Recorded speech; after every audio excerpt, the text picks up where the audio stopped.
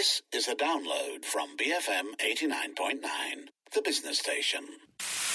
The BFM Breakfast Grill, connecting you to the top people and ideas. Presented by U Mobile. This is the Breakfast Grill, and I'm Shou Ning. Today, we speak to Kim Teo, the Executive Director and Group CEO of BoardRoom. Recently, BoardRoom, a Singapore-listed company, has been in the news, acquiring Symphony House for 164 million ringgit, which is most known as one of the 2 licensed issuing houses for initial public offerings in Malaysia. Welcome, Kim. Thank you. Good to be here. Well, let's just start with BoardRoom first before we move to Symphony House. And maybe tell us what kind of services you provide. BoardRoom provides 3 distinct services. One is a share registry service.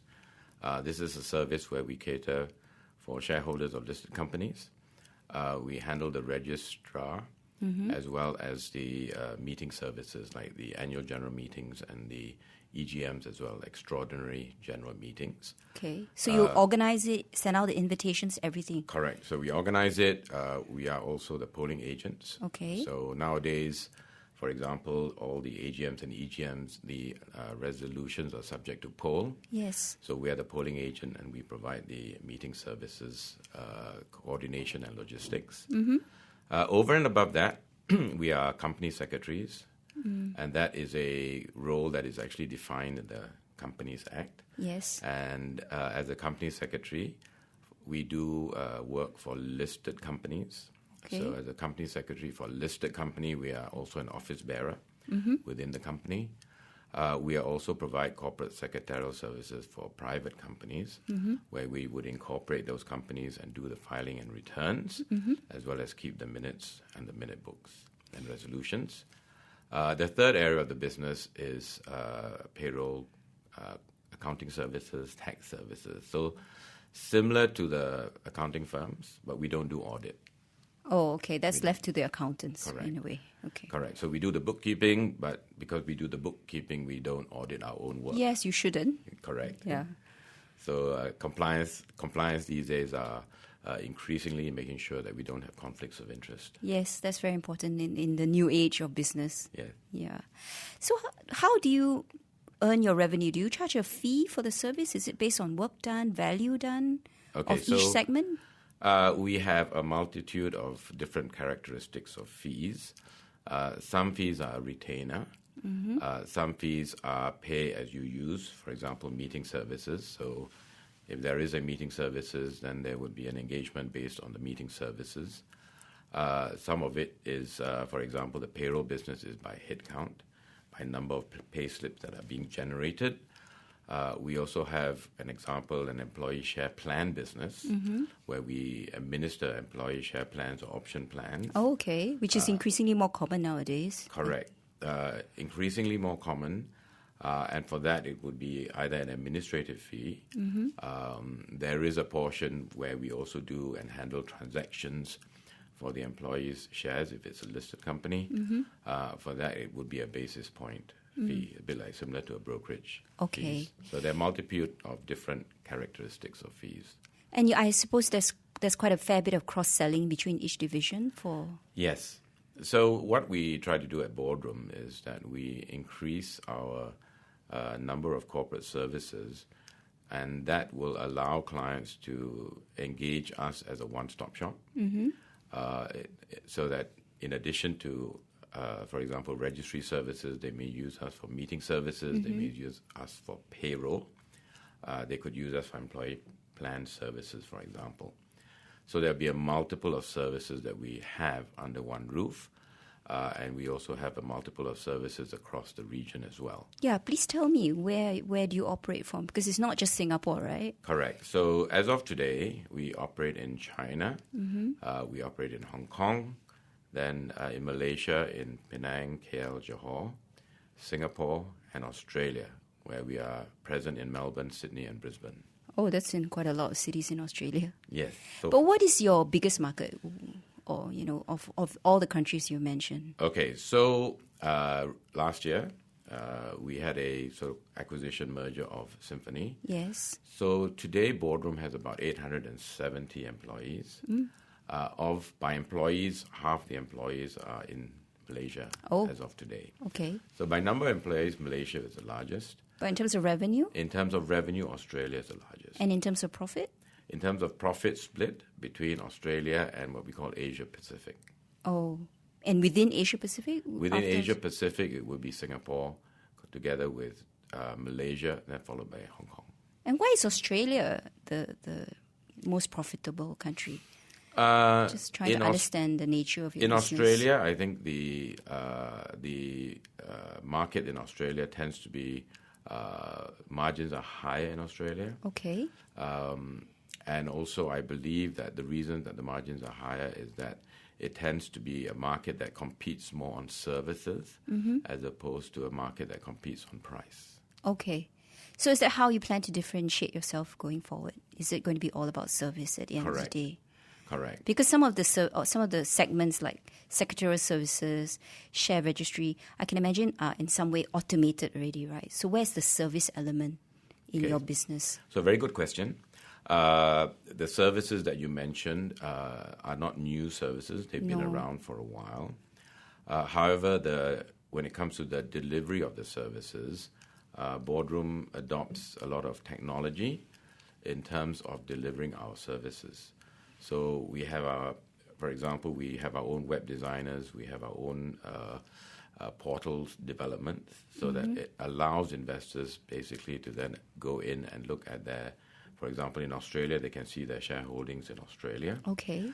For example, in payroll services, for example, employees can go in and look at their pay slips. They can go in and do their claims online. Oh. So there's a lot of automation that BoardRoom is bringing. And you can charge for that value-added service in a way. In some cases, we don't. In some cases, it's something that we drive efficiency. Okay. So we may not charge more, but from a productivity standpoint, it's actually more productive as a group as a whole as to how we deliver the services. And I'm just curious, like for the share registry service, which I think a lot of people don't realize happens kind of like magically. You get your letters in the mail that tell you turn up for this EGM, vote for this, your dividend is this much, your share split is so much. I don't think people realize there's a company behind all this services, right? Well, so we call ourselves a rounding error because we're so invisible. But because what we do is so important, when it does go wrong, obviously, then it surfaces to the top. So it's good that you haven't heard about us in terms of the services. That means obviously the services are seamless. It's going on in the background. Shareholders are very happy with the services that they're getting, and more important, we are making sure that obviously it is from a user perspective convenient. But for example, like in Malaysia, right? I don't think at this current juncture you can go into like a Symphony House website and see your share position at one time, right? You can only do that maybe looking at in Malaysia will be the CDS account, I presume. Is it something we can do in the future so that? I hope we can. As you're like going to be one of the two license issuing houses right here. Okay, so maybe there are two points here to address. One is the script. In Malaysia and Singapore, we have a scriptless system. Scriptless system, yes. And in the scriptless system, you have Bursa in Malaysia. You have the Central Depository in Singapore. Yes. Both entities do not allow us to tunnel in through an API. Oh, what does API mean? API is, it's like a link in. It's a LinkedIn, yes. Okay. So in Australia, for example, the data that sits within the equivalent of the Bursa or the CDP allows us to go in and own that data ourselves. Oh, okay. So in Australia, we provide a portal that investors can go in and see how many holdings of Telstra that they hold of Bank of or Commonwealth Bank in Australia. Yes. Unfortunately, both in Singapore and Malaysia, we are not able to do that because the way that it is structured. Okay. So that's not available to us. So if investors want to know how much they have, it's through their Bursa account. Yes. Or the CDP account. Okay, that's something maybe Bursa should, we can think of, like you can pursue as one of the issuing houses, because I think that would be something the public will like, or the people who invest in shares will like, in a way, right? Certainly. So that they don't have to coordinate so many accounts that they get a bit confused, right? But let's look back at your business at BoardRoom, because I can see 2017 was a very good year, right, in terms of profit. And then you had 10.5 million, am I correct, Sing dollars? Yes, we did. Then we saw in 2018 profits drop to 7 million. Is that a reflection of the quieter capital markets? Because at the end of the day, a lot of what you're doing is involved. I mean, is in tandem with how much activity there has been in capital markets. I think the numbers that we're seeing is partly the outcome of the increased expense to do with the acquisition of Symphony. Okay. Symphony.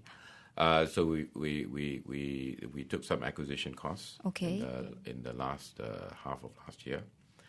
But generally, if you look at the revenue line, so the revenue line continues to be healthy. Okay. If you do look at the cash flow, so again, we released the cash flow numbers. The cash flow numbers show a 20% growth in cash flow. So if you look at those numbers, the business continues to be healthy. You touched on an interesting point in that the economy and the state of the economy. Generally speaking, what we have observed is that there is some degree of cyclicality in the business that we do. So, for example, the Malaysia issuing house last year was not a good year for us. Mainly because the IPO pipeline in Malaysia was very quiet. Was very quiet. Yeah, very quiet. This year it looks to be the same as well so far. We hope that will pick up, obviously. But there are parts of our business that actually benefit from a slowdown. Oh, how is that? So this is interesting. So in times of a slowdown, companies are looking at their cost structures. Okay. And obviously they want to drive productivity because the revenue line is not as strong as they would like it to be. And when that happens, they look at outsourced providers like ourselves, where we can provide those services for, it may be cheaper or it may not be cheaper. But in terms of because of the software that we use, we generate a lot of information that can be used strategically for companies. Oh, so we provide a lot of dashboards, for example. Yes, a form of data mining in a way. Data mining, the dashboards. So if companies were to do it themselves, it's not economical because, for example, payroll or accounting, it may be just what they have. But because we do it across so many entities, we obviously have platforms and the ability of those platforms to capture data from an analytical point of view and strategic point of view helps companies as well. Can you share some of these companies, the names of some of these companies which have shifted to your platforms, who have found it useful? Well, I'll give you an example for example, the polling services that we do. Okay. So we provide polling services where we have a handheld device. This is at the AGM or EGM, so at the shareholders' meetings or any. Okay. So prior to that, it was, obviously, as you know, there was no poll and it was a show of hands. Yeah. It was a very old-fashioned way of voting. You just put up your hand and then everyone looked around the room and see who else put up their hand. Yeah, exactly. Then it moved on to, obviously, mandatory polling. And mandatory polling is all about taking the weighted average of the number of shares that are being held. Yes. For that, you could do by paper poll if it was a small meeting. But generally speaking, when you have a few hundreds and thousands of people, then obviously you need to have technology. And with that technology, obviously, we have worked with a partner called Lumi, that is a global provider of these services. And the technology that they have ranges from handset technology. There's also hybrid technology that you can actually use your mobile phones. Okay. So these are multiple sort of technology advances that companies themselves in their own rights would find it very difficult to invest in. So how many listed cos in Singapore use your kind of polling system now? In Singapore, it ranges about 80 of the large companies out of a total of about 800 listed companies, about 10% market share. 10% of the market would use a handheld. The rest of the market would use a barcode hybrid system. Okay. In Malaysia, we have about 300 companies now as clients in Malaysia. Oh, that's quite a lot because there are only 900 over listed companies on Bursa at this moment. About 30% of the market. Okay. Which then brings me to my next question, which is the competition. Okay. So in this region, who do you typically face when you compete for like a contract or for business? Typically, in Australia and Hong Kong, we compete with Computershare. So Computershare Computershare will be a global player, Yes, it's a a global listed player. company, Yes. headquartered out from Australia. The other significant player is a company called Link Market Services, again, out of Australia and out of the UK. So these will be the main global players. In the corporate services space, you have Dutch companies like Intertrust, Yes. TMF, and they Yes. would be in the corporate services like company secretarial, accounting space, and so forth. So those are the key competitors that we find. Well, in this region, if closer to home, in like let's say Singapore and Malaysia, who do you face? Singapore and Malaysia would be a combination. It's fairly fragmented as a Yes, market. it is. That's why So you have small players. You have MNC services in Singapore, for example. You have Tricor. You have Tricor. Yes. But they are generally speaking a mixed bag. So Tricor is not in Australia in a big way. Yes. So we hardly see them in Australia. Tricor are very big in Hong Kong. And this competition, do you have an estimate of your market share in the respective regions that you operate in?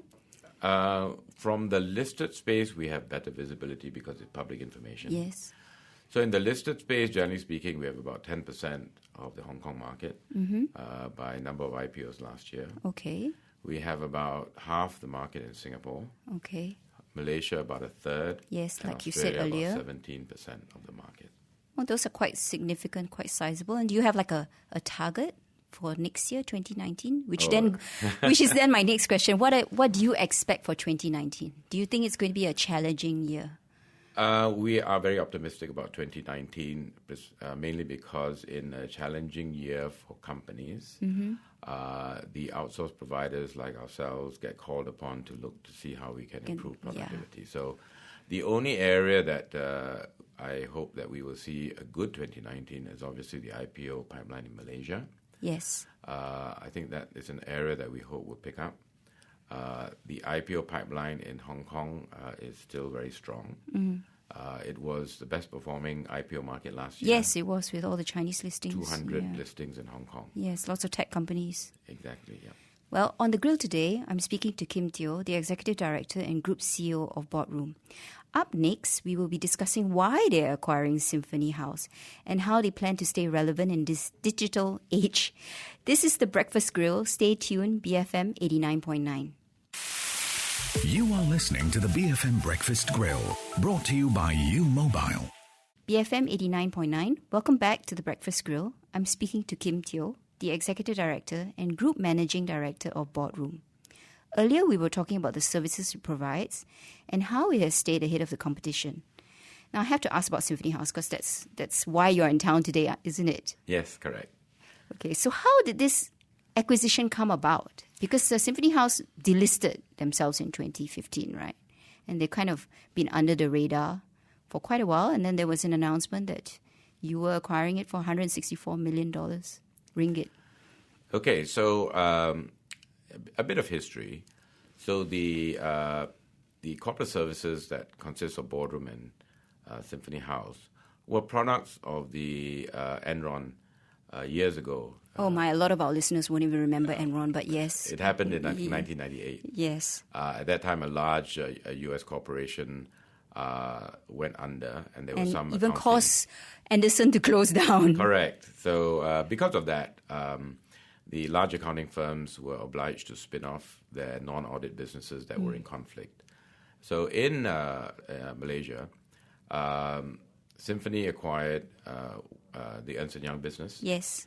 And BoardRoom Malaysia acquired the KPMG business. Okay. So that was way back in the year 2000. And in Singapore, BoardRoom acquired the Ernst & Young businesses. So we have known the so-called people who took over those businesses. So Tan Sri Azman has been known to us for many, many years. Okay. Relationships have always been good. We have courted him over the years. Oh, so it was a case of you courting him. Correct. Okay. So over the years, we've been courting. We've been looking to how we can grow the business. And he finally said yes. Well, thankfully, yes, he did. And he said yes to us, which is great. And how did you arrive at this price tag of 164 million ringgit? It's a willing buyer, willing seller basis. Yes. It's a combination of cash together with shares. The reason for that is obviously, I think Tan Sri, together with Dato' Hamid, sees the value in the business. Part of the sale was obviously cash. Part of the sale was so that they would remain invested in the business. So they are now 7.6% shareholders of BoardRoom, right? Correct. They are 7.6. So they're the largest second minority shareholders. So 80% is held by a family company, and Tan Sri and Dato hold 7.6%. And they've committed to being long-term shareholders? I believe they are currently shareholders. I can't speak on their behalf in terms of... Are they involved in the day-to-day running of Symphony House? They're not involved in the day-to-day running. Okay. But they're certainly on the boards, and they're certainly giving us advice and continue to give us advice. They continue to be and help us in terms of the direction within Malaysia. Okay. As well. And I think the acquisition and merger, and I use the word acquisition and merger because it was a bit of both.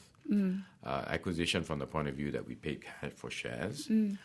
Merger in the sense that we did issue shares for part of the acquisition. Yes. Over and above that, for everyone in Malaysia, both for BoardRoom as well as the Symphony staff.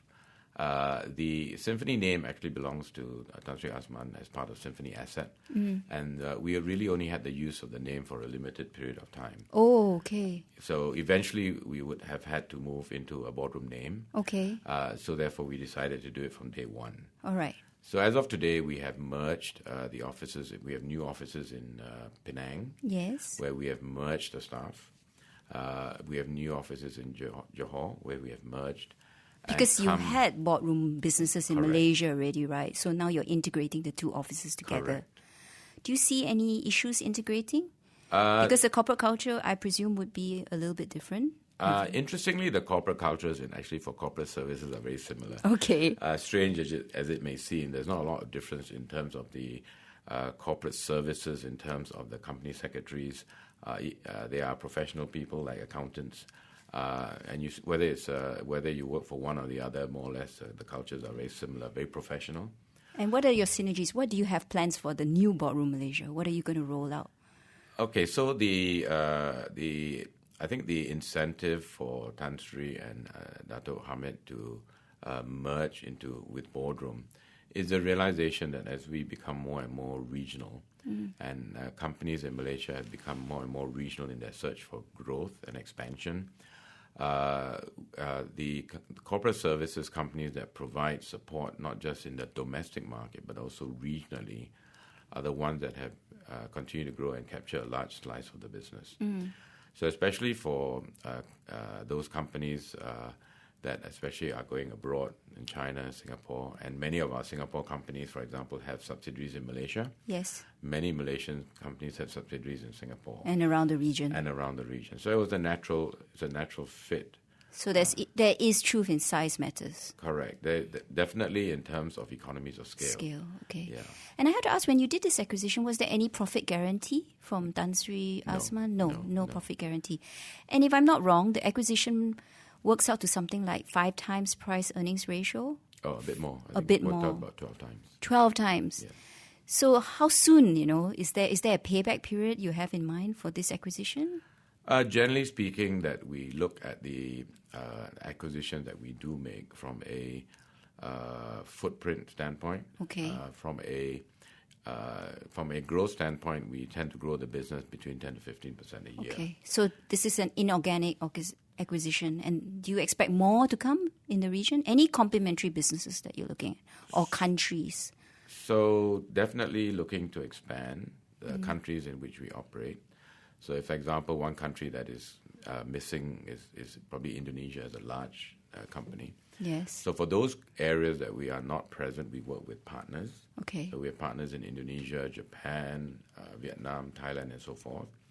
And obviously, if those businesses reach a significant size, then obviously we will look to expand physically in the presence in those countries ourselves. Apart from the geographic expansion, we are also increasingly looking at expanding our range of services. So today we offer the registration piece, we offer the share plan administration piece. Both the registry, the share plan, ties into employee benefits, and for that we cover the payroll piece as well. Yes. And together with the employee benefits, there may be tax implications for the individual. So we Yeah, I don't think people realize how interconnected all these services are in some way or another, right? Correct. Yeah. So generally speaking, that we find that the corporate services tend to be fairly related to one another. Okay. The decision makers tend to be very similar. For example, it could be the HR department or the CFO's department.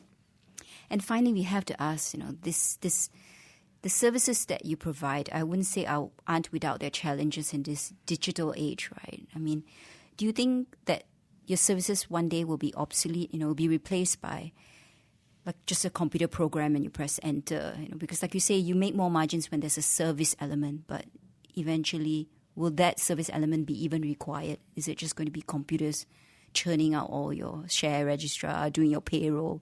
I mean, what's your view on this? The view is simple. Technology and the technology wave is exponential. Yes, it has been amazing for the last 10 years. We are our industry is no different from other industries. For BoardRoom, we are taking and we're on the front foot in terms of embracing a lot of new technology. We understand that our services will evolve. Yes. There are certain parts of our services that will eventually be replaced with either with artificial intelligence. But with the advent of the new evolution in terms of the new delivery of services, there are other areas that we can start to add value, like advisory and consultancy services. So increasingly what we find is that the evolution of our services moves from the processing bit, and there'll be a platform for processing where we will use the technology. And with the processing and the technology comes a lot of the ability to gather data.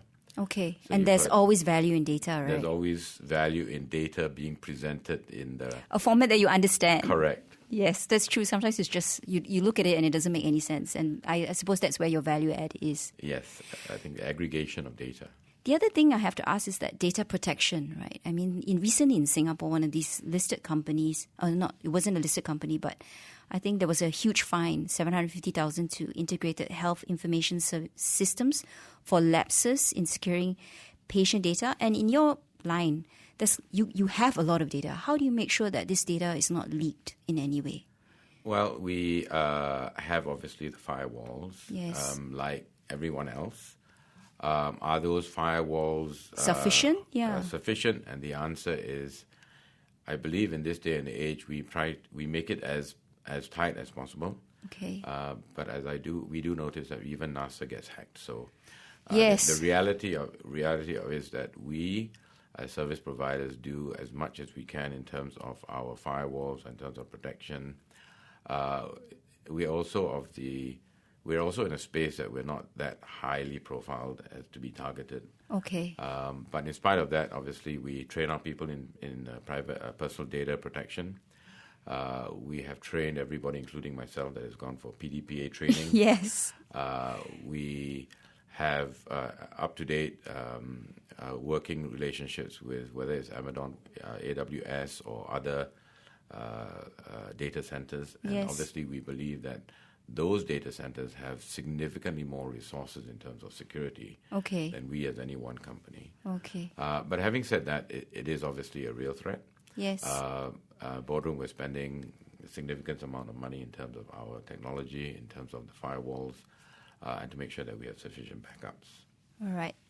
Anyway, today we've been speaking to Kim, and we thank you for your time, the Executive Director and Group Managing Director of BoardRoom. This was The Breakfast Grill. I'm Shou Ning for The Morning Run, BFM 89.9. Shou Ning, thank you very much. Thank you.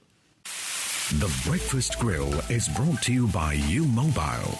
Now with faster speeds every day. Barulah best. Thank you for listening to this podcast. To find more great interviews, go to bfm.my or find us on iTunes. BFM 89.9, the business station.